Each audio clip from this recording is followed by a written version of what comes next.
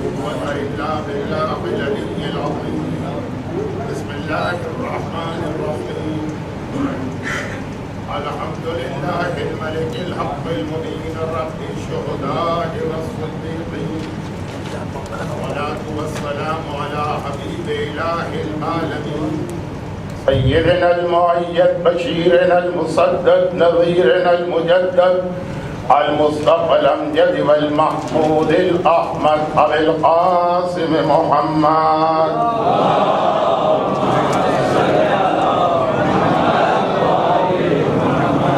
وآله الطيبين الطاهرين المعصومين المظلومين المنتجبين الميامين، سيما على الإمام المنتظر والحجة الثانية شرح عجل اللهم له الفرج ولعنة الله على أعدائهم أجمعين. أما بعد فقد قال الله عز وجل في كتابه المبين وفرقانه المتين وقرآنه المجيد وقوله الحق. بسم الله الرحمن الرحيم.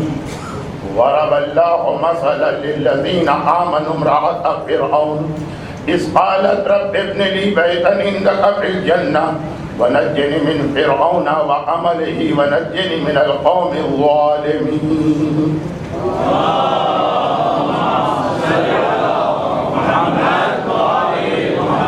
سورہ تحریم قرآن کریم کا سورہ نمبر 66 28ویں پارے کا آخری سورہ، آخری سورہ کا آخری صفحہ، آخری صفحے کی آخر سے ملی ہوئی آیت، غالباً انگریزی میں کہیں گے سیکنڈ لاسٹ، ما قبل الآخر. اس سورہ کے فوراً بعد سورہ ملک، یہاں سے 29ویں پارے کا آغاز ہوتا ہے. اور سورہ ملک اسی سورہ تحریم کی جس آیت کو میں نے ابتدائی چند مجالس کے لیے سرنامہ کلام قرار دیا، اسی میں ایک آدھ دن میں ہو سکتا ہے آج ہی کچھ ایسی باتوں کا بیان بھی شروع ہو جائے گا کہ پھر سورہ ملک کا حوالہ دینا پڑے گا، فضیلت بیان کرنا پڑے گی، اور اس کی تلاوت جو اکثر صاحبان ایمان ویسے ہی کرتے ہیں اس کی تاکید بھی بتانا پڑے گی. تو جملہ ابھی سے میں نے کہہ دیا یہ دونوں سورے جڑواں سورے ہیں، تو یعنی ان معنوں میں کہ ایک کے بعد دوسرا آیا. آیت جو مجالس کا عنوان بن رہی ہے اس میں جناب آسیہ کی 4 دعائیں آئی. پہلی دعا میں ایام عزا کے شروع میں اس پر گفتگو کرتا ہوں، آخری 3 دعائیں ملا کے کہ ہمیشہ سے میرا طریقہ، ہمیشہ تو نہیں کہوں گا، گزشتہ 15-20 سال سے میرا طریقہ ہے کہ ایک ہی آیت کی پہلی دعا ایام عزا کے شروع میں، بعد کی 3 دعا 9 ربیع الاول کے جشن عید ظہرہ تلاوت کر کے ترجمہ بیان کر کے اس کا پیغام دیا جاتا ہے کہ باقی 3 دعاؤں کا بہت گہرا تعلق عید الظہرہ کے جشن کے حوالے سے. اور بہت ہی مختصر ایک جملہ کہوں کہ وہ ایک پیغام یہ بنتا ہے کہ ایسا نہ کرو کہ یزید سے نفرت کرو، یزیدی کرتوت و اعمال اختیار کر کے بیٹھو. ایسا نہ ہو کہ ہمارے ساتھ لعنت ملامت کرو، وہی کر رہے ہو جو ہمارے ساتھ کر رہا. یہاں پر میں اس اپنے موضوع سے ہٹ کے یہ حضرت آسیہ کی دوسری، تیسری، چوتھی دعا، ایئر کنڈیشن کمرے، سامنے ٹیلی ویژن کی اسکرین لگی ہے، ریموٹ آپ کے ہاتھ میں، بہترین کارپیٹ بچھا ہوا ہے یا بہترین ڈبل فوم گدا آپ کے کمرے میں، اس میں بیٹھ کے دعا مانگنا اور بات. جلتی ریتی پر تپتی ریت پر ہاتھ پیروں میں لیخیں گھڑی ہیں، غلام کوڑے مار رہا ہے، سینے پہ پتھر توڑا جا رہا ہے، بدن پہ چکی چلائی جا رہی ہے، اور اس وقت یہ دعا مانگتا، اس وقت ایک ہی دعا زبان پہ آتی ہے کہ اللہ آخر میں نے کیا کیا ہے کہ مجھے اتنا سخت ٹارچر اور ظلم برداشت کرنا پڑ رہا، اور اگر یہ برداشت بھی کرنا پڑ رہا ہے تو میں نمازی، میں روزے دار، میں پرہیزگار، میں حجاب والی، تیری مدد کہاں ہے؟ وہ کیوں نہیں آتی ہے؟ ہم اپنے چھوٹے چھوٹے دنیاوی مسائل کو اللہ سے کیش کراتے ہیں، کیونکہ ہم نماز شب پڑھتے ہیں، اس لیے ہمیں روزی کا مسئلہ نہیں ہونا چاہیے، کیونکہ ہماری عورت حجاب کرتی ہے، فلاں کی عورت بے حجاب ہے، اس لیے ہمیں اس سے زیادہ سہولتیں ملنی چاہیے۔ اپنی عبادتوں کو ہم بیچتے ہیں، اپنی عبادتوں کو کیش کراتے ہیں، اپنی عبادتوں کے حوالے سے اللہ پہ احسان جتاتے ہیں، لیکن یہ آج کا موضوع بھی نہیں ہے اور شاید اس تفسیر کا وقت بھی نہیں۔ جناب آسیہ کی دعا دیکھیے، پہلی دعا تو پھر بھی سمجھ میں آ رہی ہے، وہی میرا اس عشرے کا نہ صحیح تو اس کی شروع کی چند مجالس کا عنوان، مگر آخری دعا ہے۔ یزید کو برا کہہ رہے ہو تو یزیدیت سے بھی اپنے آپ کو بچاؤ، اور ہمارے ساتھ کو برا کہہ رہے ہو تو ہمارے ساتھ کا مزاج بھی اپنے آپ میں سے ختم کرو۔ یہاں پر ایک حدیث معصوم بھی جسے بہت تفصیل کے ساتھ بیان کرنے جاؤں گا تو نہ صرف یہ کہ مجلس کا بلکہ شاید پورے عشرے کا موضوع بدل جائے، لیکن ہمارے عاشورہ کی زیارت عاشورہ ذہن میں رکھ کر ان تمام ظالموں کو ذہن میں رکھی جس کے حوالے سے علماء اپنی مجلس کے خطبے میں بھی رسول علیہ رسول پہ درود کے بعد ان ظالموں پہ لعنت کرتے ہیں، اسے ذہن میں رکھ کے یہ حدیث۔ وقت جو کہ میرے اعتبار سے کم ہوتا، بعض لوگوں کو تو یہ گھنٹہ گزارنا بھی مشکل ہوتا ہوگا، لیکن میرے اعتبار سے کم ہوتا، ایک گھنٹے میں بات کیسے آپ تک پہنچائی جائے، اس لیے میں بعض الفاظ کو حدیث کے چھوڑ دیتا ہوں۔ اگر کوئی غلط فہمی پیدا ہو تو بعد میں دریافت کر لیجیے گا، ابھی 2-3 دن تک تو ذرا مجھے یہاں سے پہلے والے شہر کی تھکن اتارنے دیجیے۔ خیر، حدیث یہ کہ صاحبان ایمان کے طریقے کے مطابق امام معصوم نے کسی مومن کو یہ سنا کہ وہ ملامت کر رہا ہے ہارون رشید عباسی کو، اور یزید تو خیر ہے ظلم میں بے مثال، لیکن بات ہو رہی باب الحوائج امام موسیٰ کاظم علیہ السلام کو شہید کرنے والے ذات امام کو شہید کیا، اور خالی شہید ہی نہیں کیا، اس سے پہلے کتنے عرصے جیل میں ڈال کے وہ مظالم کی۔ لیکن وہ جو برا کہہ رہا تھا کچھ حالات ایسے تھے، اور اکیلا بھی نہیں تھا، امام معصوم نے یہ جملہ ارشاد فرمایا کہ بھائی وہ تو ہیں ظلم کرنے والے، اور ہمارا بھی سارا اختلاف ان لوگوں سے یہی ہے کہ امام معصوم پہ ظلم کیے۔ یوں آپ دیکھیں تو براہ راست ہم نے کیا ظلم انہوں نے کیا، لیکن امام نے کہا یاد رکھو جتنی طاقت اور اقتدار اور پاور ان کے پاس تھا، اگر اس کا آدھا بھی مل جائے تو تم میں سے بہت سے اس سے ڈبل ظالم بنو گے اور اس سے زیادہ ظلم کرو۔ جب تک کہ اس پوزیشن پہ آدمی نہ پہنچے، کہنا بہت آسان ہے عورتوں کی زبان میں، اب یہ ممبر کی زبان ہونی چاہیے، عورتوں کی زبان تو نہیں، عورتوں کی زبان میں یہ کہا جائے، اور عورتیں بھی یوپی کی للو ہلانے میں جاتا کیا ہے، زبان ہلا کے کہہ دیا یہ برا وہ برا وہ برا، لیکن اگر اتنی طاقت اتنی بھی نہیں، اس کی آدھی طاقت مل جائے اور یہ جو برا کہہ رہے ہیں یہ اس سے دوگنے ظالم ثابت ہوں، اور یہ اگر اتنے بڑے لیول کی بات چھوڑ دیجیے، ہمیں کہاں ملے گی، لیکن جو طاقت ہم کو مل جاتی ہے، غریب آدمی کی عورت پورا حجاب کرتی ہے، پیسے والے کی عورت کیوں حجاب چھوڑ دیتی ہے؟ وہی فیملی غربت میں اللہ یاد رہتا ہے، پیسہ آنے کے بعد کیوں نماز قضا ہوتی؟ عجیب و غریب پھر ایسی جرنلائز ٹائپ کی باتیں عمومی کہ اس پہ تو بات کی جائے تو تقریباً اسے منطق میں کہتے ہیں تحصیل حاصل، ہر ایک کو معلوم ہے اسے دہرانے کا فائدہ کیا، بس خالی یاد دہانی کے لیے ایک آدھ جملہ کافی ہونا چاہیے۔ تو جناب ریاسیہ کی آخری دعا، چونکہ وہ تلاوت تو کی جائے گی، آیت تو ایک ہی ہے، آیت کے تو میں ٹکڑے نہیں کر سکتا، لیکن اس کی وضاحت کا موقع نہیں تھا، تو میں نے کہا کہ 2 جملوں میں باقی 3 دعاؤں کا خلاصہ پیش کر دیں کہ یزید بھی برا ہے تو اس کا کردار بھی برا ہے، تو ہمارے ساتھ بھی برا ہے تو اس کا کردار بھی برا، اس سے برائی کر کے اس کے کردار کو اختیار کرنا۔ وہ تو پھر بھی رائے کی گورنری پر ریچھا تھا، ہم تو ایک کلر کی ملازمت کی خاطر پتہ نہیں کتنی جگہ اسلام کو بیچتے۔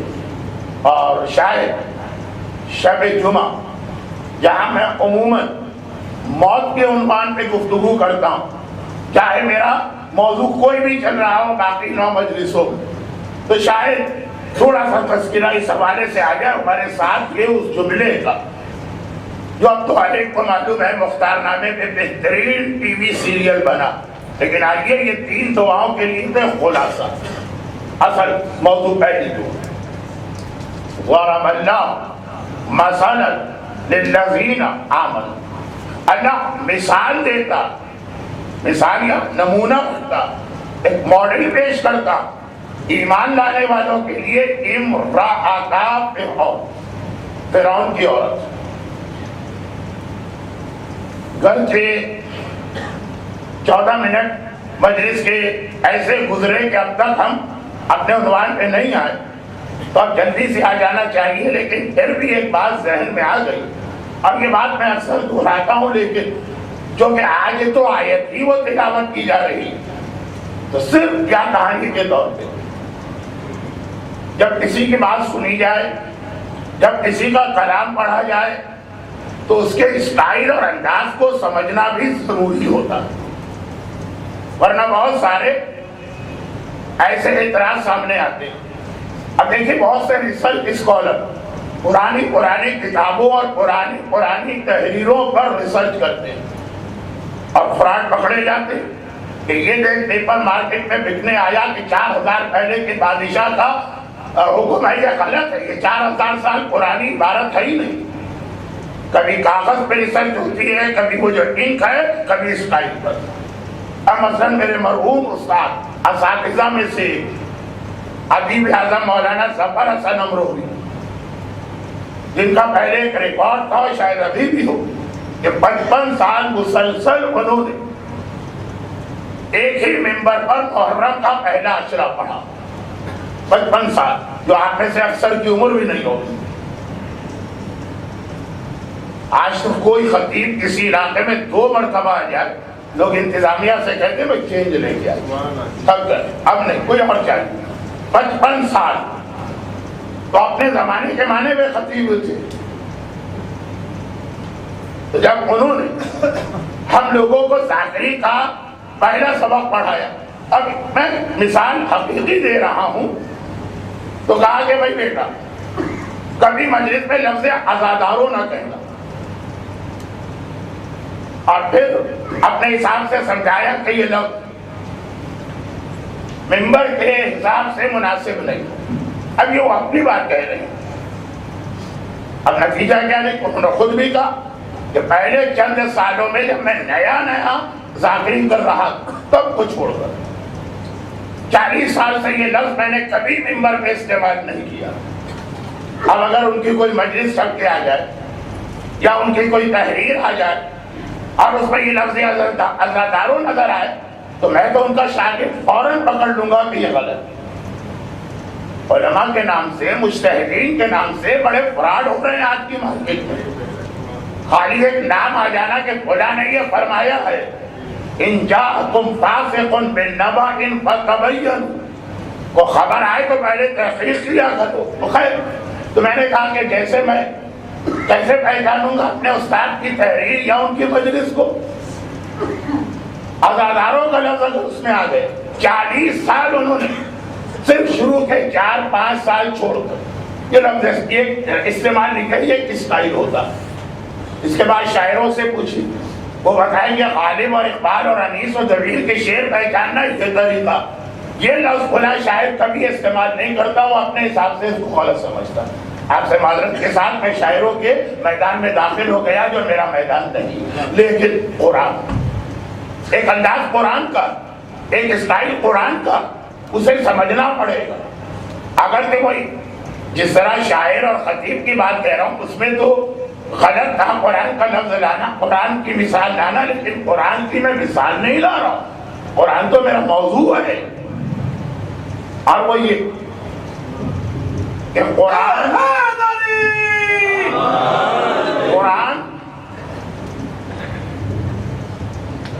محمد وآل محمد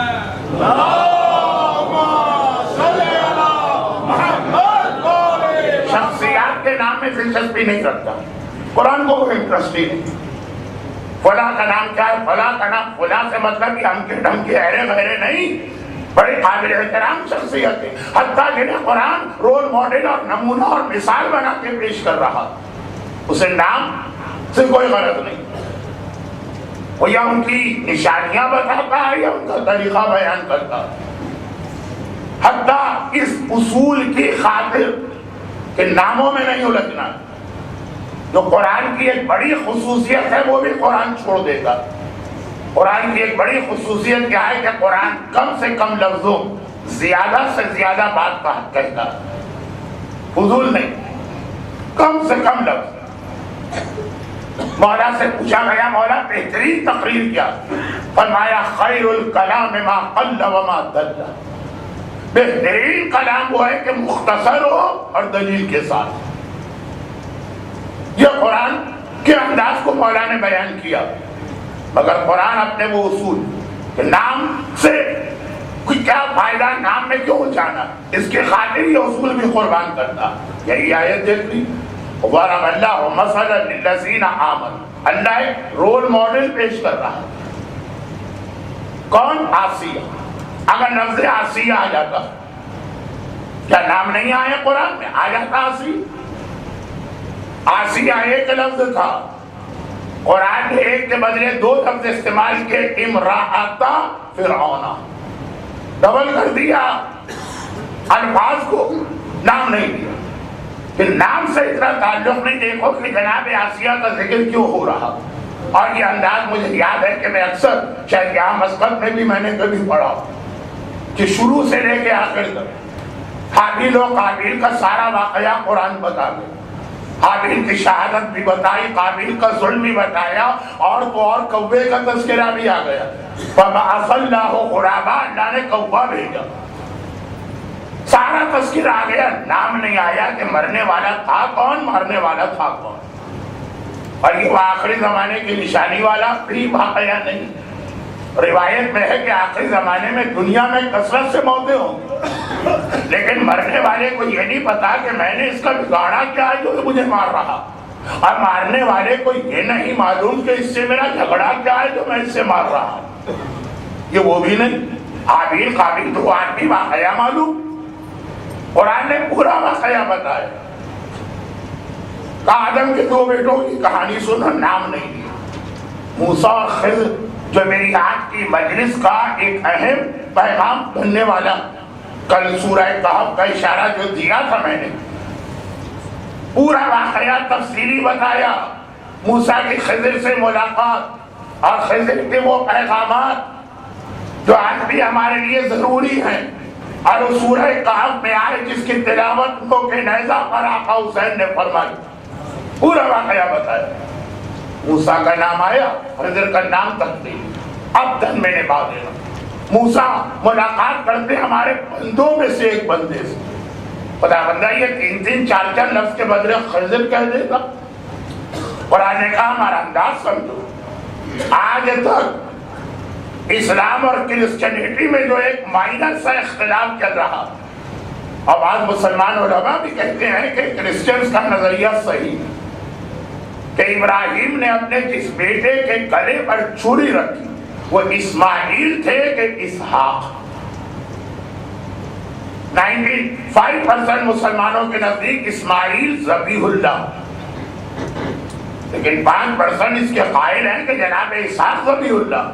اور عیسائیت تو متفق کہ جس بیٹے کے گلے میں چھری رکھی گئی وہ اسحاق۔ قرآن نے پورا ذبح کا واقعہ بتایا، بچہ تھا، بڑا ہوا، بلغا معہ السعی، باپ کے ساتھ دوڑنے کے قابل ہو گیا، باپ نے خواب دیکھا، بیٹے کو سنایا، بیٹے نے رضامندی ظاہر کی، تلہ الجبین، پیشانی کے بل لٹایا، اس طرح ذبح کیا، فدیناہ بذبح عظیم، ساری تفصیلات۔ یہ نہیں آیا کون بیٹا، نام نہیں آیا، ایک چھوٹا سا لفظ۔ تو یہ قرآن کا انداز سمجھنا پڑے گا، تب دو ایسے سوالوں کا جواب بھی سمجھ میں آ جائے گا جو میرا اس سال کا موضوع نہیں، لیکن سوال ہماری قوم کی طرف سے آتے رہتے ہیں۔ یہ دو سوالوں کا جواب سمجھ میں آئے گا جب یہ پورا انداز سمجھ میں آ جائے۔ میں نے اتنے مشہور واقعات کا حوالہ دیا کہ بعض لوگ تو حیرت کے ساتھ کہتے ہیں کہ اچھا مولانا یہ حابیل قابیل کے واقعے میں قرآن نے جناب حابیل کا نام نہیں لیا، یہ موسیٰ خضر کے واقعے میں خضر کا نام نہیں لیا، ہم تو اس کو اتنا یقینی سمجھ رہے تھے۔ کیا یہ ابراہیم اور اسماعیل کے واقعے میں اسماعیل کا نام ہی نہیں آیا؟ اتنی حیرت ہوتی ہے لوگوں کو، جیسے ایک نئی بات انہوں نے سنی، اور جیسے اتنے بڑے بڑے چھوٹے واقعات یا غیر مشہور واقعات ادھر تو میں گیا ہی نہیں، تو بڑے بڑے مشہور واقعات کا ذکر۔ اب اس کے بعد دو باتیں سمجھ، چنانچہ اگر کوئی ہم سے ایک سوال کرتا تو یہ دلیل اس بات کی ہے کہ نہ وہ قرآن سے واقف ہے نہ قرآن کے انداز سے واقف ہے، کہ اتنے اختلاف اور جھگڑے مسلمانوں میں ہو رہے ہیں۔ اللہ اگر ایک چھوٹی سی آدھی لائن کی آیت نازل کر دیتا، وہی اعلان جو غدیر قوم میں تھا وہی قرآن کی آیت بن جاتی کہ رسول کے بعد علی تمہارا مولا ہے نام آ جاتا، سارے جھگڑے ختم ہو جاتے۔ لوگ کہتے ہیں اچھا بڑے بھولے بھالے بن کے کہتے ہیں جیسے نام آنے سے سارے جھگڑے ختم ہو جاتے، لیکن میں اس بات پر بحث کیے بغیر کہ کیا واقعا قرآن کی ایسی آیت آتی تو اسی طرح آنکھیں بند کر کے لوگ مان لیتے، اس پر بحث کیے بغیر یہ قرآن کا انداز ہی نہیں ہے۔ یہ سوال کرنے والے کا سوال بتا رہا کہ اس نے قرآن پڑھا ضرور ہے، قرآن کو سمجھا نہیں، اور قرآن کو سمجھ وہی سکتا ہے جو اس سینے پر پلا ہو جس سینے پہ خود قرآن نازل ہوا۔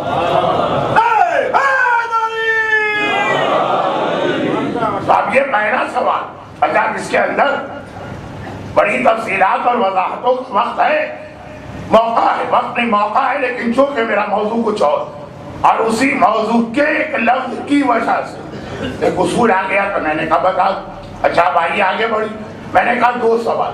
پہلا سوال یہ ہے کہ اگر علی اور اولاد علی کے نام آ جاتے، اولاد علی کے نام بھی نہ آتے، خالی علی کا نام آ جاتا، سارے جھگڑے ختم ہو جاتے۔ جھگڑے تو ختم نہیں ہوتے، پتہ نہیں کتنے قرآن بن چکے ہوتے، لیکن اس پر بحث کیے بغیر یہ قرآن کا ایک انداز سمجھ، اور یہی انداز آگے چل کر وہ عنوان بنا۔ اب یہی انداز ایک دوسرے سوال کا جواب بھی بنا۔ پہلا سوال غیر ہم سے کرتے تو ہمارا یہ جواب ہوتا، دوسرا سوال پھر وہی اپنے ہم سے کرتے جن پر اعتراض ہوا۔ اب جو حدیث میں نے شروع میں پڑھی تھی اس کا حوالہ دینا ذرا اچھا نہیں لگ رہا، لیکن امام فرماتے ہیں آج کا مظلوم اگر اس کے ہاتھ میں طاقت آ جائے تو کل یہ پہلے والے سے بڑا ظالم بن سکتا۔ جو اعتراض ہماری قوم پر، ہماری ملت پر 1400 سال ہوا، اور ہم نے پلٹ کے کہا کہ پہلے اسٹائل سمجھو قرآن کا، تو یہ بھی ایک بات یاد رکھی، قرآن اور اہل بیت کبھی ایک دوسرے سے الگ نہیں ہوں گے۔ انی تارکم فیکم الثقلین کتاب اللہ و عترتی لن یفترقا، کوئی ان دونوں کو الگ کر ہی نہیں سکتا۔ تو جو قرآن کا انداز ہے وہ اہل بیت کا بھی انداز ہے۔ ارے انداز کی بات کو سمجھیے، جس کی اپنی مادری زبان بھی عربی نہیں ہے، ایک خیر ملک سے آنے والی کنیز کچھ عرصے اہل بیت کے گھر میں گزارتی ہے تو اتنی مہارت قرآن پہ آتی ہے کہ 20 سال صرف قرآن سے گفتگو کر رہی ہے۔ گھر کی یہ شان ہے، جس گھر میں پزا و کمبر رہ رہے ہیں، جس گھر کی یہ شان ہو تو گھر والے کیسے ہوں گے؟ یہی اہل بیت کا انداز ہے۔ لیکن 1200 سال، 1300 سال، 1400 سال جس مسئلے پہ ہم دوسروں کے اعتراض کا نشانہ بنتے رہے اور انہیں سمجھاتے رہے، لیکن انہوں نے بھی ایک ہی ضد کی، میں نہیں مانوں گا۔ اب جب ہمارے پاس اپنا مسئلہ آیا، ٹھیک وہی اعتراض ہم نے شروع کر دیا، علماء سمجھاتے رہے، ہم نے وہی لائن پکڑ لی، میں تو نہیں مانوں گا۔ اور یہ بات بھائی اہل بیت ہے، میں ان کو مثال ملا نہیں رہا ہوں، لیکن ایک مثال، کسی نے کہا کہ مولانا کیا یہ آیت اللہ سیستانی، آیت اللہ عبد بشیر نجفی، آیت اللہ وحید خراسانی، آیت اللہ ہے خامنائی، آیت اللہ ہے ناصر مطالب، یہ سب نائب امام ہیں؟ ہم نے کہا بالکل نائب امام، there is no doubt، کوئی شک ہی نہیں۔ کہا تو پھر کوئی ایسی تحریر امام کی دکھائیے جس میں امام نے ان کا نام لے کے نائب بنایا۔ ہم نے کہا نام کی کوئی ضرورت نہیں۔ کہا یہ کیسے ہو سکتا؟ نام نہیں آئے گا تو ہم کیسے ان کو نائب مانیں؟ یہی تو وہ کہہ رہے ہیں کہ نام نہیں آئے گا تو ہم کیسے انہیں نائب رسول مانیں؟ اور ہم نے 1000 طریقے سے ان کو سمجھایا کہ بھئی قرآن کا طریقہ یہ ہے کہ نام کا فائدہ نہیں، نشانیاں بتاؤ۔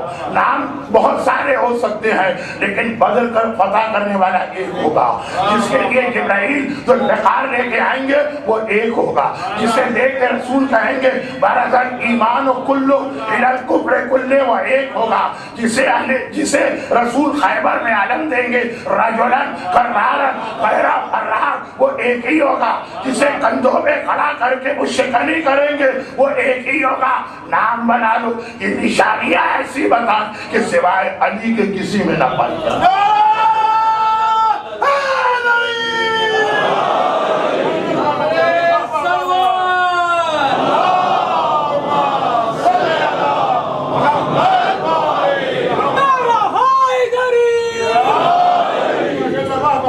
اور اب ایک ایسا جملہ کہ جو اجتہاد و تقلید سے محبت کرنے والوں کو شاید ذرا گراں گزرے، لیکن وہ اپنی جگہ حق ہے۔ اور وہ جملہ یہ کہ یہ بات ہو رہی ہے اہل بیت کی، جن کے ماننے اور نہ ماننے پر جنت و جہنم کا دار و مدار ہے۔ مجتہد کے ماننے نہ ماننے پہ جنت و جہنم کا دار و مدار نہیں ہے۔ اگر ہم نے غلط امام کو مان لیا اپنی آخرت تباہ کر لی، لیکن اگر دھوکے کے بنا پہ غلط مجتہد کی تقلید کر لی تو آخرت تباہ نہیں ہوئی۔ وہ یہ عقیدے کا حصہ ہے، وہ عمل کا صرف ایک طریقہ۔ اب یہ جملے کا مطلب یہ نہیں ہے کہ میں مجھ جیسا آدمی اجتہاد اور تقلید کے خلاف بات کر رہا ہوں، لیکن ہر ایک کا ایک حد ہے، غلام کی حد ہوتی ہے، ایک آقا کی منزلت ہوتی ہے۔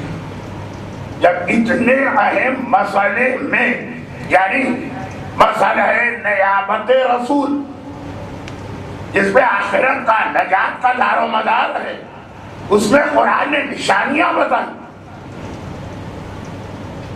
نام نہیں لیا، تو یہی طریقہ زمانے کے امام نے کہا کہ نائب ہے تو نام بتاؤ، نام نہیں، یہی طریقہ مجتہدین کے لیے اختیار کیا، نشانیاں بتا دیں، کہا جس میں نشانیاں پائی جائیں وہ ہمارا نائب۔ وَأَمَّا مِنَ الْفُقَهَاءِ وہ مجتہد ہو سائنا لنفسے متقی اور پرہیزگار ہو، حافظا لدین دین خدا کا محافظ ہو۔ ایک لسٹ بتائی نشانیوں کی۔ اب یہ نشانیاں کس میں پائی جائیں گی؟ چاہے وہ آقا محسن حکیم تھے، چاہے وہ آقا خوئی تھے، چاہے وہ آقا خمینی تھے، چاہے وہ آقا سیستانی ہیں، چاہے وہ آقا خامنائی ہیں، یہ سب نائب امام قرار پا رہے ہیں۔ نام کیا ہے؟ تو اب جب خیر یہ سوال کرتے ہیں تو ہم کہتے ہیں کہ کیسے دلیل سے دور لوگ ہیں کہ ہم سمجھانا چاہ رہے سمجھ نہیں پاتے، اور جب اپنی بات آتی تو اے نہیں وہی اعتراض۔ باقی جیسا کہ میں نے کل بھی کہا کہ چند مجالس کے بعد جو کہ میرا موضوع اسی آیت کے دائرے میں رہ کر زمانے کا امام بنے گا، تو وہاں پہ کچھ اور تفصیلات آئیں گی۔ ابھی تو آیت کا ترجمہ ہی رک گیا ایک لفظ پر، امرأتا فرعون، مثال پیش کرو فرعون کی عورت کی، اور میں نے کہا کہ فرعون کی عورت کے بدلے قرآن نے آسان طریقہ کیوں نہ اختیار کیا، آسیہ۔ لیکن پتہ نہیں کتنی آسیہ یہاں کے بٹھا دی جاتی کہ جی یہ تو آسیہ کے لیے، فرعون کی بیوی ایک ہی تھی، اور اسی پہ وہ ظلم ہو رہا جو زبردستی یا مجبوری کا ظلم نہیں۔ یہ جملہ میں کل واضح کر چکا ہوں۔ اور اس حالت ظلم میں بھی جو میں نے شروع میں جملہ کہا کہ یہ کنڈیشن مسجد اور امام باڑے اور گھر کی دعا اور تپتے ہوئے ریت پر جلتے ہوئے سورج کے نیچے بدن پہ کوڑے کھاتے ہوئے اور پتھر توڑے جائیں جسم پہ رکھ کے اس وقت کی دعا اور رب ابن لی بیتن عندک، اے خدا مجھے ایک گھر چاہیے۔ کون کہہ رہا؟ جس کے پاس پہلے سے اتنا شاندار محل موجود ہے۔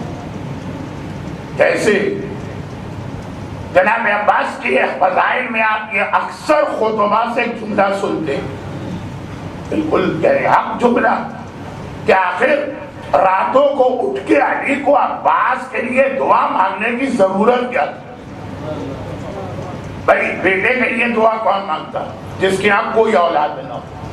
وہ کہتا ہے خدا بندہ ایک بیٹا دے، اور لیڈی علی کے یہاں کتنی اولادیں؟ یا وہ دعا مانگتا جس کے یہاں اولادیں ہو لیکن سب بیٹیاں، ایک بیٹا چاہیے اولادیں نرینہ، تو وہ دعا مانگتا۔ علی کے یہاں عباس سے پہلے کتنے بیٹے ہو چکے تھے؟ محمد حنفیہ کا بیان کرایا۔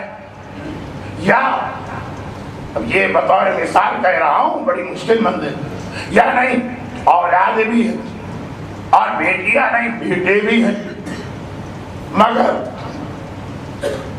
جیسی خواہش باپ کی ہے ویسا بیٹا نہیں، یا تعلیم میں کمزور، یا والدین کے احترام میں پیچھے، یا ذرا ناسمجھ نادان ہے، عقل کے اعتبار سے کم، کوئی کمی اور خرابی، تو باپ کہتا ہے کہ ایک شاندار بیٹا چاہیے۔ عباس تو بعد میں پیدا ہوئے، جس بات کو حسن جیسا بیٹا مل چکا ہے، جس بات کو حسین جیسا بیٹا مل چکا ہے، یعنی یہ دعا سمجھ میں نہیں آتی ہے کہ مولا اس وقت عباس کے لیے دعا کیوں مانگ رہے ہیں؟ اور وہی فضیلت عباس کو بیان کرنے کے لیے کافی ہے یہ سوال ہی کافی ہے، جواب کی ضرورت بھی نہیں کہ حسن و حسین کے ہوتے ہوئے باپ کو جب عباس جیسا بیٹا چاہیے تو عباس کیا ہوگا کہ حسنین کے ہوتے ہوئے عباس کو مانگا گیا، چونکہ مجلس کا رخ نہ بدلنے پائے۔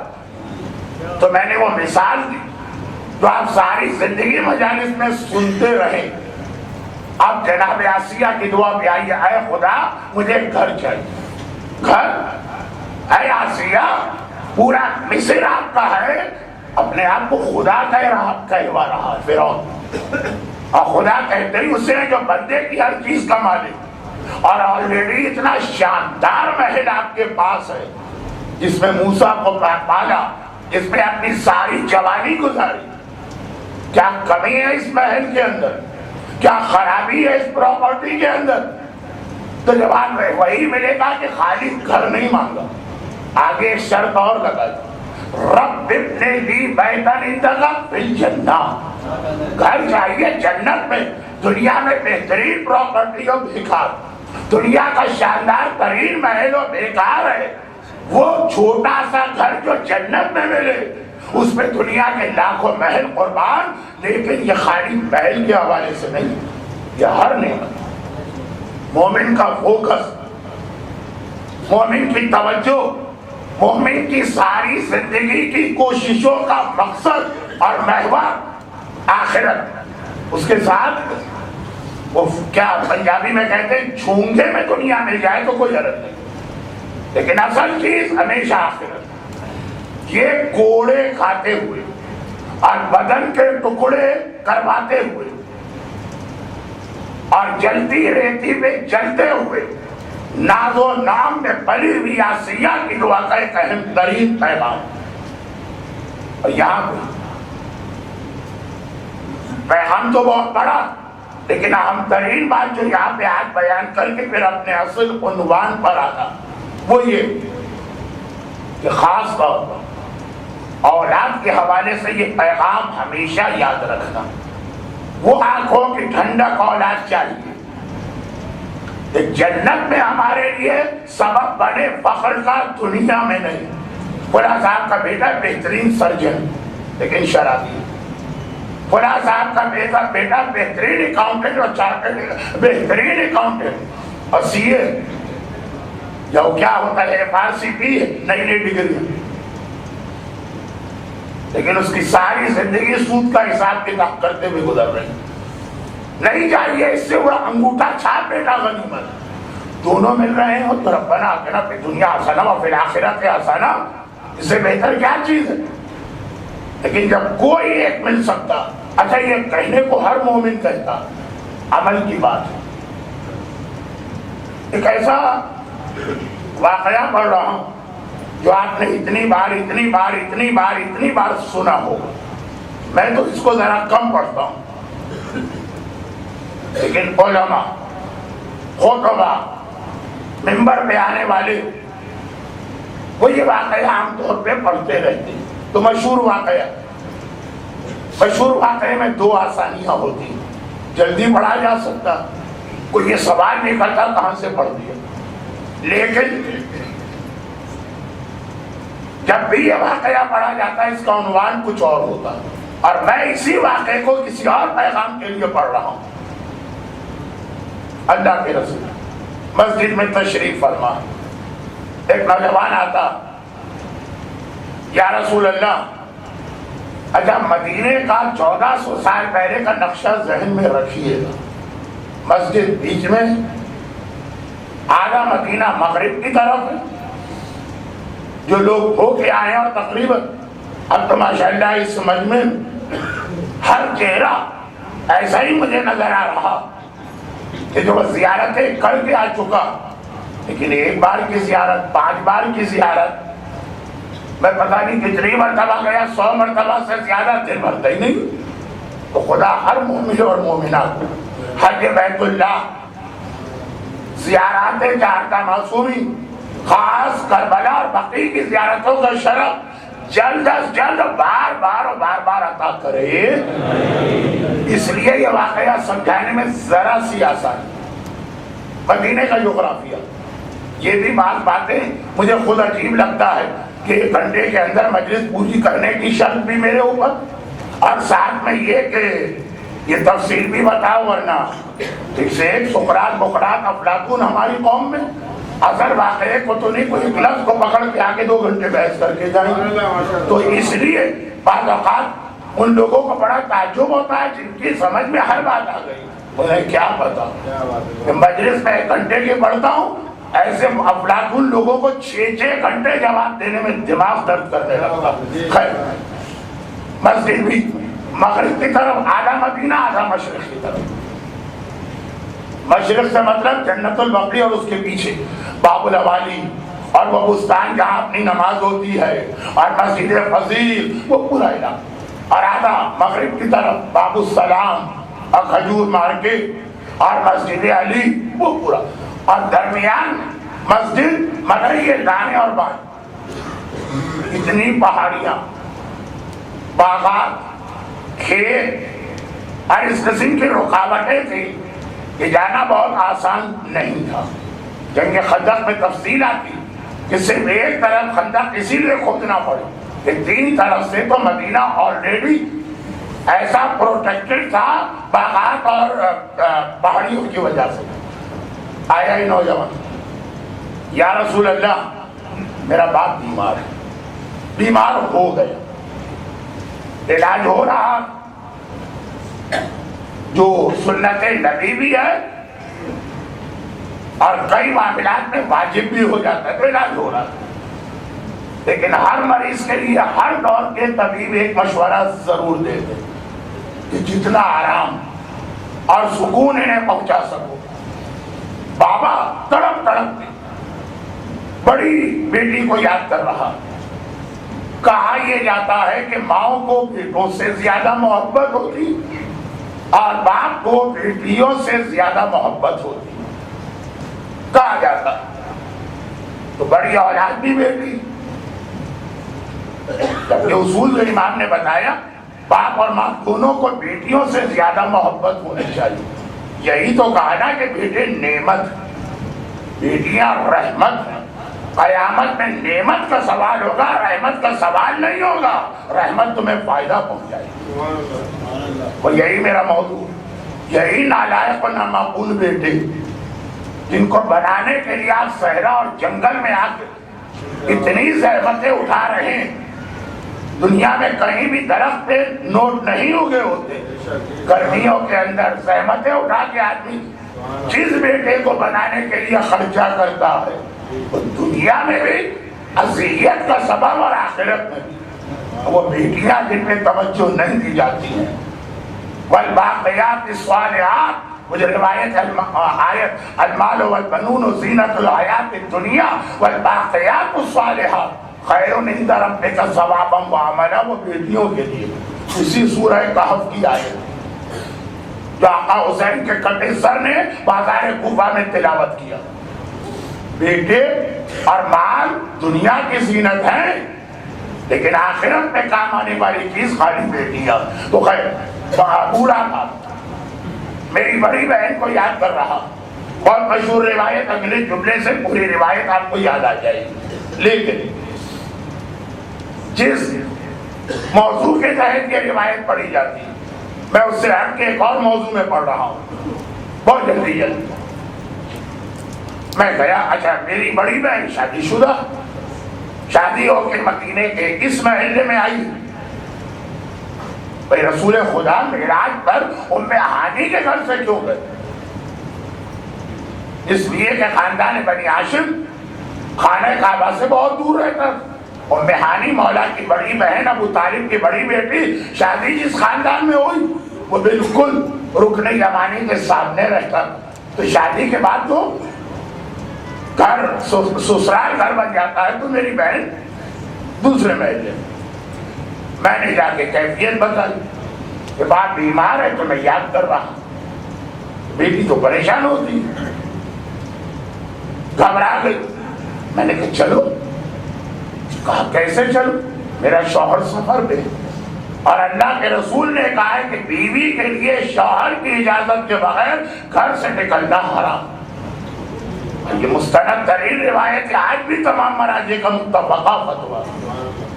جان خطرے میں ہو تو الگ بات ہے کہ گھر میں آگ لگ گئی، اب موبائل پہ موبائل شوہر کا ملا رہے ہو، پتہ نہیں کس سے چیٹنگ میں لگا ہوا، تو وہ تو ایک الگ بات ہے، لیکن جان خطرے میں نہ ہو تو حرام ہے۔ لیکن سمجھدار عورت کہا کہ شوہر تو سفر میں گیا، اس سے تو رابطہ ہو نہیں سکتا، لیکن اللہ کے رسول اجازت دے، ان کی وجہ سے میں شوہر کی بات مان رہی ہے، شوہر کی وجہ سے نہیں، وہ اجازت دے۔ تو یا رسول اللہ میں آپ کے پاس آیا ہوں، اجازت دے دی۔ اور اتنے آرام سے یہ چھوٹا بھائی بات کر رہا کہ رسول فوراً اجازت دے دیں۔ بہن کون سا گھومنے پھرنے، پکنک، تفریح، شاپنگ، اس کے لیے کوئی تھوڑی جا رہی ہے، خالی ایک بیٹی باپ کو دیکھنے جا رہی ہے۔ رسول نے سر جھکا دیا۔ اسلام و شریعت ابھی ابتدائی مرحلے، ابھی سے اس کے اندر جگہ جگہ لیننسیاں پیدا کی گئی، نرمی اور سہولت دی گئی.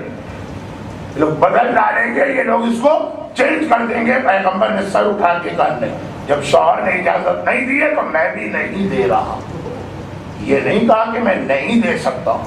النبی اولی بالمؤمنین من انفسہم، نبی ہر صاحب ایمان سے زیادہ حق رکھتا ہے، اجازت دے سکتے تھے، میں نہیں دے رہا. چلا بحث نہیں، آرگومنٹ نہیں. آج کے زمانے کا مومن کو تھوڑی ہے کہ رسول اور ایمان کے حکم کے سامنے بھی بحث کرے. داڑھی کیوں حرام، گانا کیوں حرام، بچے کی برتھ ڈے پارٹی کی خوشی میں مکس گیدرنگ کیوں حرام، ہمارے یہاں سوائے کیوں کہ کوئی سوال ہی نہیں ہوتا وہ چلا گیا. ختم بات. چند دن گزرے، 8 دن 10 دن، 1 ہفتہ 2 ہفتہ. آج پھر یہ نوجوان آیا، واقعہ اتنا مشہور ہے کہ پڑھا بھی نہیں جا رہا. بس پھر آیا، یا رسول اللہ باپ کی طبیعت بہت خراب. کل جو شیخ مرتضی انصاری کے واقعے سے بات شروع ہوئی، بہت خراب. تمام ڈاکٹروں اور طبیبوں نے کہہ دیا کہ اب اس کا علاج نہیں، ختم. آج کی رات اس کی زندگی کی آخری رات ہے، صبح تک بھی بچ جائے تو غنیمت سمجھ. اللہ کے رسول. اب اس وقت میرے بابا کو بڑی بہن بہت یاد آ رہی، بار بار بہن کا نام لے کے، یعنی اپنی بیٹی کا نام لے کے کہتا، ارے کوئی اسے ہی جا کے بلا لا. میں بہن کے گھر میں گیا، وہ تو رونے لگی، لیکن میں نے کہا چلو. ایک بار اس نے کہا کہ کیسے چلوں، شوہر اب تک نہیں آیا، اور اجازت تھی نہیں. رسول اجازت، یا رسول اللہ اب تو اجازت دے دیجیے.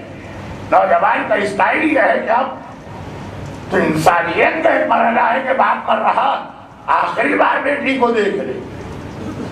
پیغمبر نے سر جھکایا، سر اٹھا، کہا کہ جب شوہر اجازت دے کے نہیں گیا میں اجازت نہیں دے سکتا.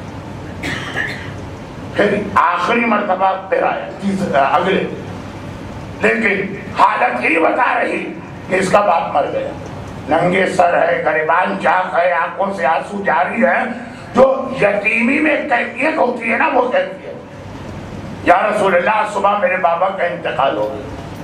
پیغمبر نے مناسب انداز میں پرسا دیا، کہا لیکن میں اس لیے جنازہ چھوڑ کے آیا ہوں، میت رکھی ہے گھر مگر اس لیے آیا ہوں کہ سارے گھر والوں نے کہا کہ باپ تو آخر دم تک بیٹی کو نہ دیکھ سکا، کم از کم بیٹی ہی باپ کی آخری زیارت کر لے. جاؤ اور جا کر بڑی بہن کو لے کے آؤ، آخری زیارت مردے کی کرنا. لیکن یا رسول اللہ جب میں گیا اور اپنی بہن کو کیفیت بتائی، پہلے تو وہ غش کھا کے گر پڑی، اور جب ہوش میں آئی کہا چلو، کہا چل نہیں سکتی. رسول نے منع کیا. شوہر آیا نہیں ہے، جا کے رسول سے اجازت لے کے آؤ. یا رسول اللہ اب تو اجازت دے دیں. پیغمبر نے پھر کچھ دیر سوچا اور کہا کہ جب شوہر کی اجازت نہیں تو میں بھی اجازت نہیں دے رہا. بیٹے نے ایک لفظ نہیں کہا.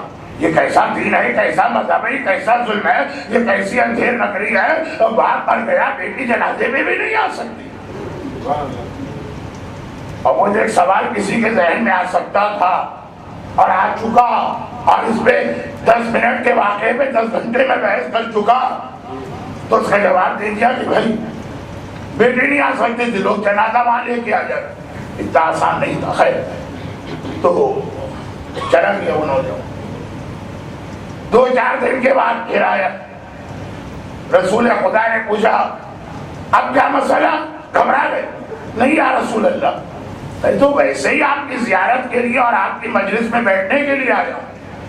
چند دن اس لیے نہ آ سکا کہ میرا باپ بہت بیمار تھا، اس کی دیکھ بھال کر رہا تھا. انتقال ہو گیا، اسے دفن کر دیا. 2-3 دن گزر گیا. رسول کے پاس جو لوگ زیارت کے لیے جاتے ہیں، تو میں تو ایسے ہی آپ کے پاس بیٹھنے آیا. پیغمبر نے فرمایا میں تمہارا اس لیے انتظار کر رہا تھا ایک خوشخبری. جب تمہارا باپ قبر میں گیا تو دیکھیے اللہ کا ایک سسٹم بنا ہوا، بغیر سسٹم کے کوئی کام نہیں ہوتا. وہ ساری جگہ آرڈر پہنچ جاتے ہیں. ادھر ملک الموت روح نکالنے کے لیے چلا، ادھر ملائکہ نقالہ تیار ہو گئے بوریاں لے گئے، ادھر منکر و نکیر نے کمر باندھ لی، ایک ٹیم ہے اللہ کے یہاں فرشتوں، ملک الموت روح نکالتا، ملائکہ نقالہ کے حوالے روح کرتا ہے کہ مجھے وہاں جانا، یہ روح تم لے کے جاؤ۔ ملائکہ نقالہ یا اسے وادی سلام میں لے جاتے ہیں یا وادی ورود میں، منکر و نکیر تیاری کرتے ہیں کہ بس ابھی اندھیرا چھائے تو اس کی خبر میں جا کے سوال جواب کریں، لیکن یہ سوال و جواب مرنے والے کو مطمئن کرنے کے لیے کیے جاتے ہیں، ورنہ اگلی ٹیم منکر و نکیر کے بعد کی جو ٹیم اسے پہلے سے پتا کہ اس پہ عذاب آنے والا ہے کہ نعمت، اگر نعمت آنے والی ہے تو رحمت کے فرشتے رحمت کا سامان لے کے چھل چکے، منکر و نکیر نکلے گا ہم رحمت برسائیں، اور اگر یہ عذاب کا حقدار ہے تو عذاب کے فرشتے چل چکے، خالی انتظار کر رہے ہیں کہ منکر و نکیر اپنا نوا سوال کر لے۔ چھ تو ہر ایک کو یاد ہے، تیرا رب کون، تیرا نبی کون، تیرا امام کون، تیرا دین کیا، تیرا قبلہ کیا، تیری کتاب کیا۔ پھر ایک سوال یہ بھی ہے نا، جوانی کیسے گزاری، اور جو مال اللہ نے دیا وہ کہاں پہ خرچ کیا، اور اللہ کی اطاعت کہاں کی، شیطان کی اطاعت کہاں کی۔ یہ آخری سوال کا انتظار کر رہے ہیں، اور یہ ختم ہوگا، مرنے والا خود سمجھ جائے گا، عذاب لے کے آتے پوری ٹیم، ادھر ملک الموت چلا، وہاں سے ملائکہ نقالہ سے، منکر و نکیر سے، رحمت کے فرشتوں سے، عذاب کے فرشتوں تک پورا ایک سلسلہ بنا۔ چنانچہ تیرے باپ کی قبر میں عذاب کے فرشتے آ گئے، سارے مرحلے طے ہوئے، جو کہ وہ اپنی جوانی میں کوئی اتنا دیندار نہیں تھا، بے دین تھا، چنانچہ عذاب آنا تھا، عذاب کے فرشتے عذاب لے کے آ گئے، سانپ، بچھو، آگ، کوڑے اور وہ ساری چیزیں جس پہ آپ میرا مذاق اڑا چکے اور اڑائی، دل کھول کے اڑائی اور بار بار مذاق اڑائی، لیکن میں تو پڑھوں گا جو حکم امام۔ خلاصہ یہ ہے کہ وہ عذاب کے فرشتے آ گئے، جیسے ہی عذاب دینا چاہا حکم خدا گیا، یہ کیا کر رہے ہیں، ہٹ جاؤ یہاں سے، خدا بندہ تیرا حکم ہے وہی کر رہے ہیں، کہا نہیں، حکم بدل گیا، میں نے اس پر جنت واجب کر دی ہے، جو ملائکہ نقالہ اس کی روح لے کر وادی برہوت جا رہے تھے، ان کو راستے ہی میں کہا رخ بدلو، وادی السلام میں جاؤ، یہ جنتی بندہ۔ فرشتے نافرمانی نہیں کرتے، وجہ پوچھتے ہیں، لیکن سمجھنے کے لیے، بحث کرنے کے لیے نہیں۔ آدم کو سجدے کا حکم آیا، فرشتوں نے خالی وجہ پوچھی، بحث نہیں کی، بحث جس نے کی وہ شیطان بنا، تو خیر کا وجہ بتا دیں کہ بھئی یہ جو جہنمی تھا جنتی کیسے بنا، عذاب کا حقدار تھا رحمت کا حقدار کیسے بنا؟ کا صرف اس کہ اس کی بیٹی نے میرے دین اور شریعت کا اتنا خیال رکھا کہ باپ مرتے مر گیا، اس نے میرے دین کے خلاف ایک قدم نہیں اٹھایا، وہ حقیقتاً بھی اور حقیقتاً بھی گھر سے باہر نہیں نکلی، فقط دین کی وجہ سے۔ جو بیٹا اور بیٹی میرے دین کا اتنا خیال کرے، میں تو اس سے زیادہ غیرت مند ہوں، میرا فریضہ ہے کہ میں پھر اس کی والدین، اس کے والدین اور اس کی اولاد کا خیال کروں۔ بیٹی کی نیکی کی وجہ سے باپ کے سارے گناہ کو میں نے معاف کر دیا۔ اچھا یہ واقعہ بہت مشہور، بہت مشہور، اس سے پڑھا نہیں جا رہا تھا اپنی شہرت کی وجہ سے، تو بھائی ہر ایک کو معلوم ہے تو پڑھنے کا فائدہ کیا، لیکن نتیجہ یہ واقعہ علماء پڑھتے ہیں یہ سمجھانے کے لیے کہ شوہر کی اطاعت، بغیر اجازت گھر سے نکلنا، وہ میرا موضوع ہے۔ میں نے تو اس کے لیے پڑھا کہ بیٹے کو ڈاکٹر بنانا، اکاؤنٹنٹ بنانا، بہترین انجینئر بنانا، آئی ٹی کا اسپیشلسٹ بنانا، دین کی قیمت پر۔ ذرا دیکھیے، دنیا کا بہترین انویسٹمنٹ یہ نہیں ہے کہ آپ نے کہا ہم نے اتنا کمایا تاکہ ہمارے بیٹے کے امریکہ کی ایجوکیشن کی فیس نکل آئے، ہم نے اتنا کمایا تاکہ ہمارا بیٹا انگلینڈ جا کر ایک اچھی ڈگری کما لے، حاصل کر۔ اگر اسی کا نام انویسٹمنٹ، تو بہترین انویسٹمنٹ یہ ہے کہ اپنے بچے کو دیندار بنائیں۔ وہ آپ کے کام قبر میں بھی آئے گا اور قیامت میں بھی اور جنت میں بھی. ایک چھوٹی سی بات وقت نہیں, وہ یہ ہے کہ اسلام یہ ساری نیکیوں کے لیے نیت ضروری. نیت. سارا دن آپ کا واقعے سے گزر گیا, روزے کی نیت نہیں تھی, مغرب کے بعد خیال آیا ارے اس سے اچھا تھا کہ میں روزے کی نیت کر لیتا, اب نہیں کر سکتے, وقت گزر گیا. اب یہ مثالیں میرے پاس 10 تھی, ٹائم اس وقت 1 منٹ کبھی نہیں بچا. تو خلاصہ یہ اولاد کی صحیح تربیت اتنی بڑی نیکی کہ بیٹی نے یہ ارادہ نہیں کیا کہ خدا بندہ میں تیرے دین کا خیال کر رہی ہوں تاکہ اس کا ثواب میرے باپ کو ملے, بغیر نیت کے اس نے خالی اپنی ذمہ داری سمجھ کے دین پہ عمل کیا. لیکن یہ اتنی بڑی نیکی کہ اللہ نے بغیر نیت کے اس کے باپ کو بخش دیا. اگر واقعا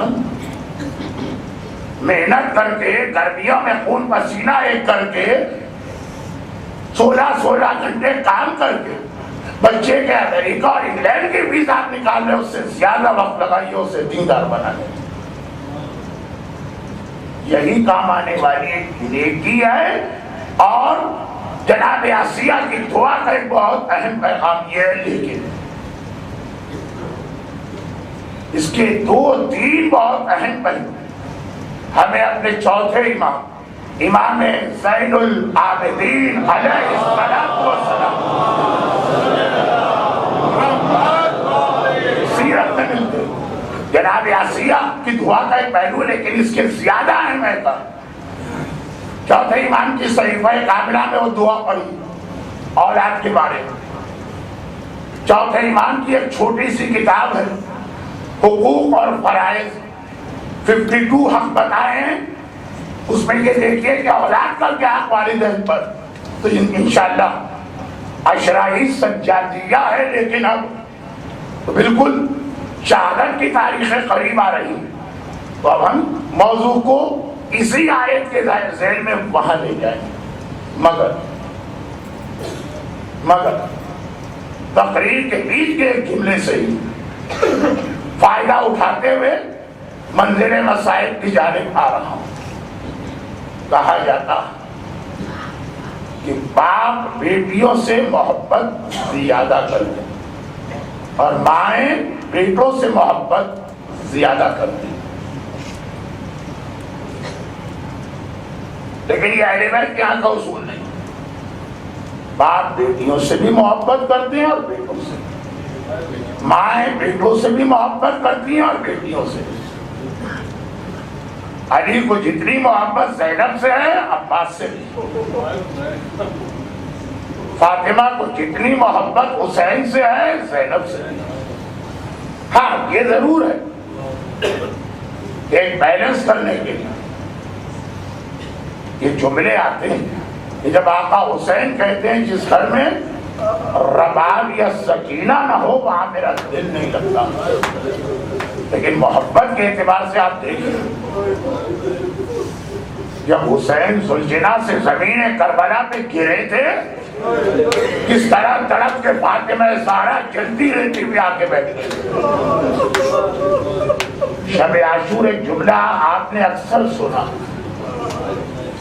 کیا صاحب امام نے یہ طے کیا کہ رات کا وقت ہے, دشمن اچانک حملہ نہ کر دے تو ہم میں سے کچھ لوگ باری باری سیدانیوں کے اور اہل بیت کے خیموں کا پہرا دیں, باقی عبادت کرے.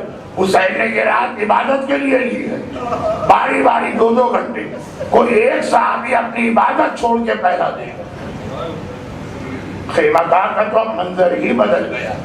بلکہ اگر میں یہ کہوں کہ اب جو خیمہ گاہ ہے کربلا تو زیادہ نیچرل لک آ گیا. بالکل روضہ امام کے سامنے جو خیمہ گاہ آ گئی یہی تھا اس وقت. کیا روضہ ہے وہاں پہ حسین گھوڑے سے گرے ہیں ذوالجناح سے, کیا خیمہ گاہ ہے وہاں پہ بیویاں ہیں. لیکن عاشور کی سے پہر نہیں, ابھی تو شب عاشور کی بات. ایک راوی یہی تو کہتا ہے جو پہرا دے رہے تھے بڑے, میں نے دیکھا کہ آدھی رات کے بعد خیموں سے حسین نکلے اور مقتل کی جانب چلے اور ایک ایک جگہ بیٹھتے جا رہے ہیں. راوی سوال کرتا جا رہا, ایک جگہ جب یہ پہنچے آخر میں تو اس سے پہلے کہ آقا کو جملہ کہیں, دو عجیب باتیں اس راوی کو, یہ راوی کیا شہید کربلا شہداء میں سے دو باتیں نظر آتی. پہلی بات, ایسا لگا جیسے اس زمین کی کوئی صفائی کر کے گیا, کنکر ہٹائے گئے, پتھر ہٹائے گئے ہیں, کانٹودار جھاڑیاں صاف کی گئی ہیں. اور دوسری بات یہ لگی کہ جیسے قدم رکھا وہاں پہ اور کسی بی بی کے رونے کی آواز آ رہی ہے. راوی نے گھبرا کے دونوں سوال کی. مولا نے کہا یہ وہ جگہ جہاں میں ذوالجناح سے زمین کربلا پہ آ کے گروں گا, اور میری ماں نے پہلے سے آ کے کنکر و پتھر ہٹا دیے. میرا لال جب زمین کربلا پہ آئے, یہ کنکر و پتھر میرے لال کو تکلیف نہ پہنچائے. اور یہ آواز بھی میری ماں کی ہے جو ابھی سے آ کے یہاں بیٹھ گئی ہے. ارے یہ وہ جگہ ہے جہاں میرا حسین, جسے میں نے چکیاں پیس پیس کے پالا, مارا جائے. یہ میدان کربلا, یہ میدان کربلا. اور وہ زندان شام, وہ زندان شام. یزید ظالم ترین آدمی کو ڈھونڈ کے حسین اہل بیت کے قید میں رکھا, ظالم ترین جس کے سینے میں پتھر تھا پتھر. مگر اہل بیت کی مظلومیت آہستہ آہستہ اسے بدلنے لگی. اور ایک وقت وہ آیا کہ وہ اہل بیت کا شیعہ تو نہیں بنا, لیکن مظلومیت کو دیکھ کے چاہنے والا بن گیا.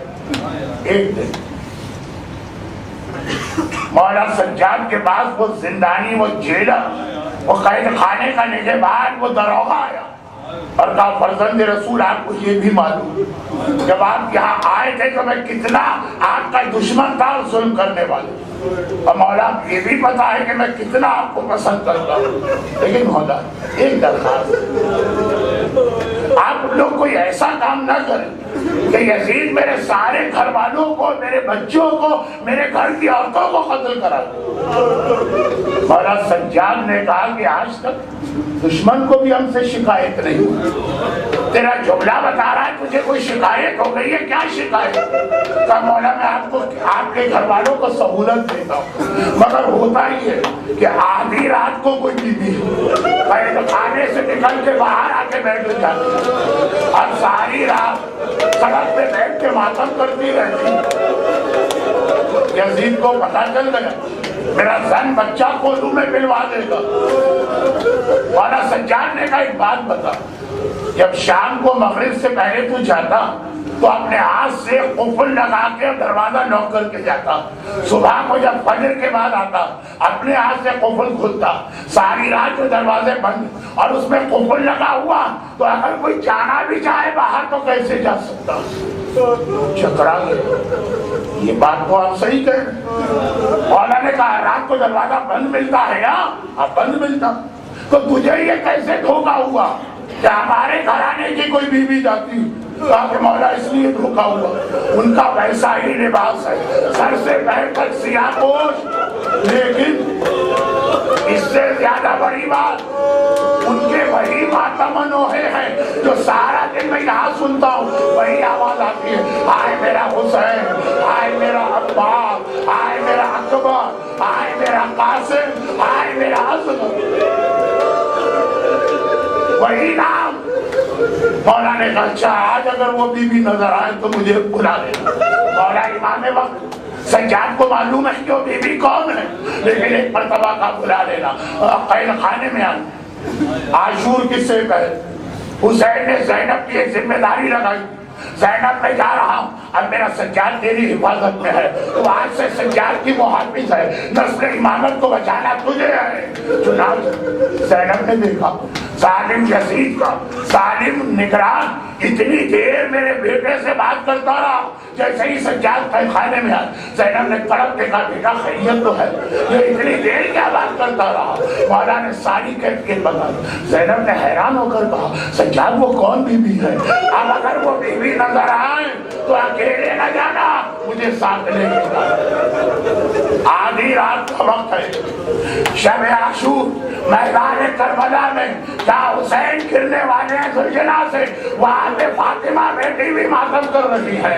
اور آئیے زندان شام، آدھی رات کا وقت ہے، ایک بار وہ زندانی دوڑا دوڑا آیا، مولا ذرا چلے میرے ساتھ باہر اور خود دیکھ لے۔ مولا نے آواز دی، پھوپھی اماں وہ بیوی آ گئی ہے، آئیے میرے ساتھ چلے۔ سجاد و زینب پھوپھی اور بھتیجا زندان سے باہر آئے۔ ایک مرتبہ سجاد زندانی کو لے کے دور چلے گئے، بہت دور، اور زینب قریب آئی۔ پہلے تو سر سے پیر تک سیاہ پوش نقاب پوش معصمہ کو دیکھ کے کہا، بی بی میں آپ کا شکریہ ادا کرنے آئی۔ کربلا میں جب سے میرا ماں جایا حسین مارا گیا، کوئی حسین کا ماتم کرنے والا نہ تھا، آپ نے میرے لوٹے گھر کا ماتم کیا۔ نماز کے پیچھے سے آواز آئی، ارے اگر اس گھر کا ماتم میں نہ کروں تو آپ کون کرے گا؟ زینب گھبرا گئی، بیوی یہ آواز جانی پہچانی ہے، یہ آواز میں نے پہلے سنی ہے، ذرا اپنا تعارف کرائیے آپ کون ہے؟ کوئی قریب نہ تھا۔ بیوی نے چہرے سے نقاب ہٹائی، زینب نے دیکھا میری دکھیاری ماں فاطمہ الزہرا میرے سامنے بیٹھی بھی ماتم کرتی جاتی ہے اور کہتی جاتی ہے، زینب گھبرانا نہیں، ہر منزل پہ میری ماں جنت البقیع سے کربلا، کربلا سے شام، طالب کے دربار، زندان شام، ہر جگہ تیری ماں تیرے۔ خدا بندہ مسائل کے اہل بیت، حسین کی دکھیاری ماں فاطمہ زہرا،